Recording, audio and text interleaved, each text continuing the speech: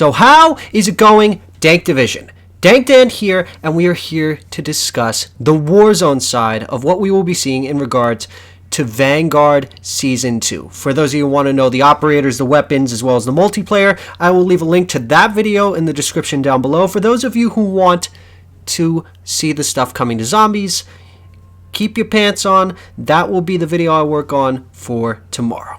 So let's dive in. So as we're already well aware, Warzone Pacific has kind of been a nightmare, between rendering issues as well as just the layout of the map being an absolute shit show. Well, they're adding quite a few things that are not only going to add on to what you already have, but are going to change the very way you play this game. So let's start off with Nebula V, the main focus of Season 2. Pretty much another type of toxic gas, not exactly the same as Nova 6, but the end result is still the same.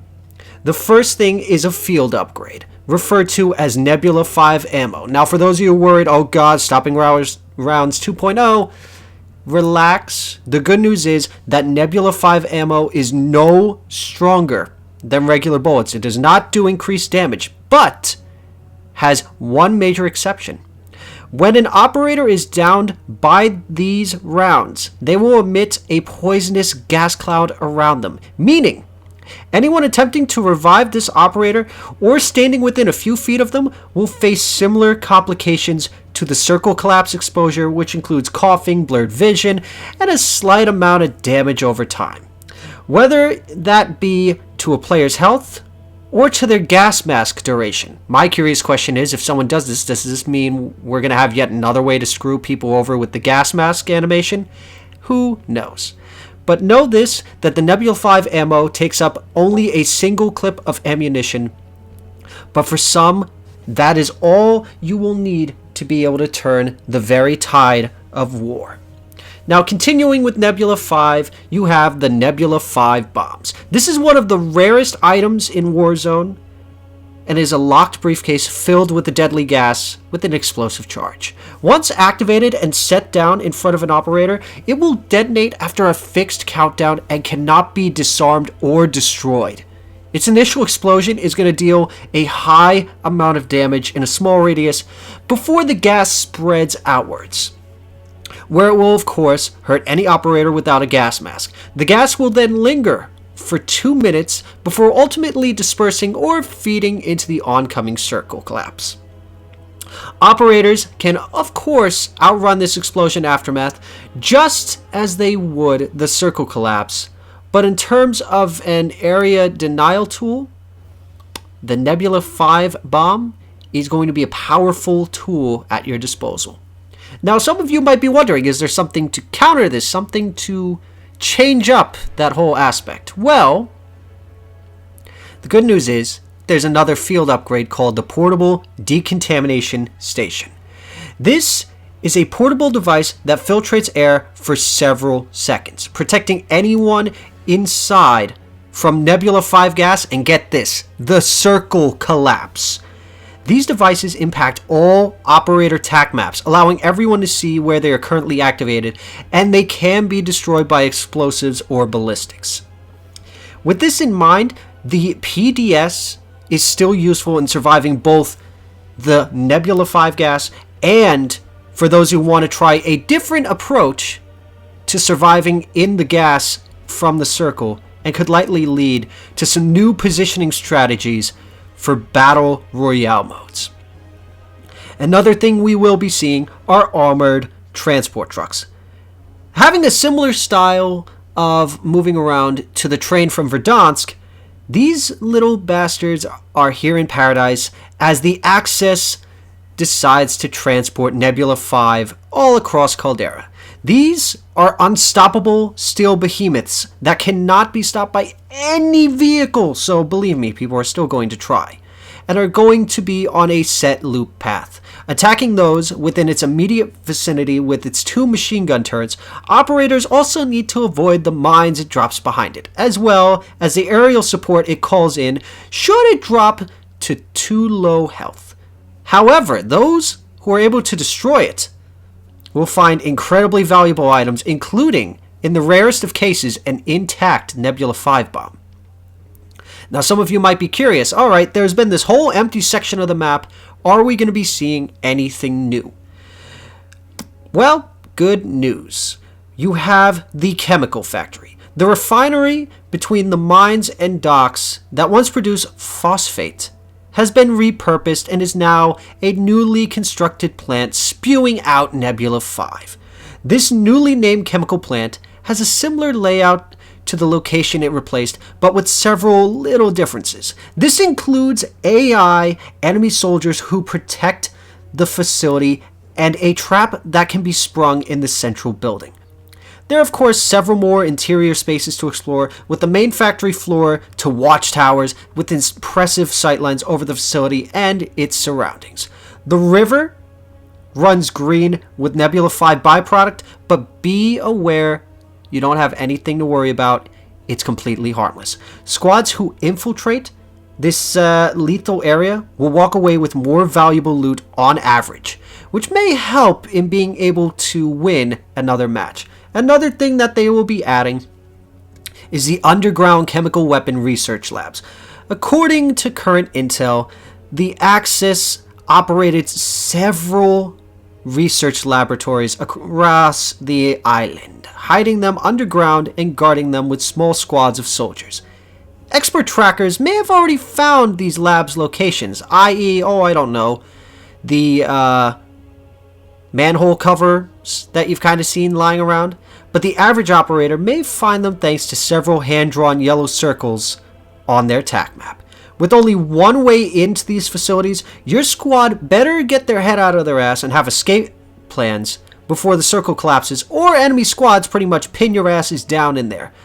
So now you're kind of curious probably about the new vehicle that's been shown, the aerial vehicle, a bomber.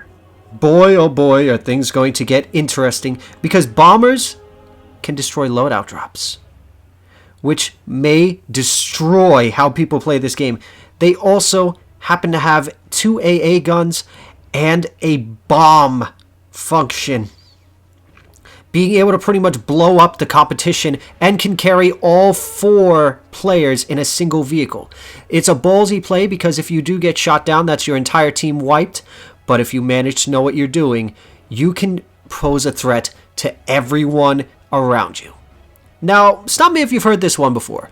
You're playing in the game and you get to the bottom of a hill, and for some reason, even though with your operator having all these years of training, cannot scale the rocks. Insert the Redeploy Balloon. Shown on the TAC map as a blimp icon, the Redeploy Balloon is a ticket back into the skies to reposition thousands of meters away from your set point.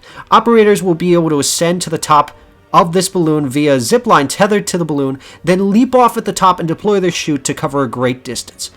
Planes and or weaponry can of course destroy the redeployed balloon, but once it's deflated, they can spend a few $100 and just reinflate it again. This will be a new way for people to maneuver around the map, get around enemy squads, and quite possibly pull wins that they were never able to before. Now, outside of your typical Battle Royale and Plunder modes, we will be seeing 2 limited time modes, both of which are coming back, one of which is the same as we've seen before, and another one that's going to be a little different. So those of you who already know how Clash worked, this is going to be 2 teams of 48 operators divided into quads in a TDM style mode. Now, how this of course works is you will be able to use any operator with any of your custom loadouts to pretty much earn kills to get your team the win. This mode is of course going to feature 3 power-ups: contracts, buy stations, the domination capture, and high value target events, and other features from the original class, as well as 2 new events: the double point zones and bonus point crates. These can help a player come back from a kill deficit or run away with victory. But with dozens of operators per side, the name of the game is keeping that KD ratio above 1. Now, a lot of people after Iron Trials in Verdansk dropped asked, when will we see it again? Never before did I think I could ask for something and see it come out. Rebirth Iron Trials. Now, how Rebirth Iron Trials works is, of course, this bad boy being on Rebirth, you're going to have it feature its own set of weaponry specifically from Black Ops Cold War and numerous rule changes to increase the time to kill. This mode is built for the most hardcore members of the community. However, players of all skill sets who want a change of pace within Warzone should definitely participate. Those who can't wait to learn about this mode, don't worry. This is a duos mode with 20 squads of 2 for a total of course, 40 operators total, and uses a similar circle collapse size and speed. Now, be ready, because if you claim victory, you get to receive a unique animated calling card, a true sign of your mastery over the Iron Trials. Be ready, because we will be seeing more information on that soon. Now, of course, there are going to be other things we will be seeing throughout this entire season, one of which has people both curious and very much concerned, and that is quite possibly a change to Rebirth. Now, I don't know how you guys feel, but they've referred to it as Rebirth Reinforce. It kind of looks like a very simple reskin of the same map, and if that's the case, I'm not going to complain. Hopefully that just means the reskin and not them eventually, screwing things up. But with that being said, that is pretty much all we're going to be seeing in regards to the Warzone side of things. Let me know in the comments down below, what are you most excited for on the Warzone side of things? Is it going to be being able to redeploy wherever you want? Is it going to be using the Nebula V gas to your advantage? Are you worried that the Nebula V gas is going to cause the gas mask animation to become more and more of an apparent bitch of a problem? And if you enjoyed watching this video, don't forget to click that like button and drop a subscribe to keep up to date on all things Call of Duty. If you guys want to keep up to date on even more stuff, I left all my socials as well as the Discord in the description down below. And to all of you guys out there, you guys have a wonderful day, night, whatever you're doing, do it wholeheartedly. And of course, as always, this is Dank Dan, signing off. Get them to hit that subscribe button, Dank. It's the only way we can figure out the numbers. 15. What do the numbers mean, Dank? We're wasting valuable time.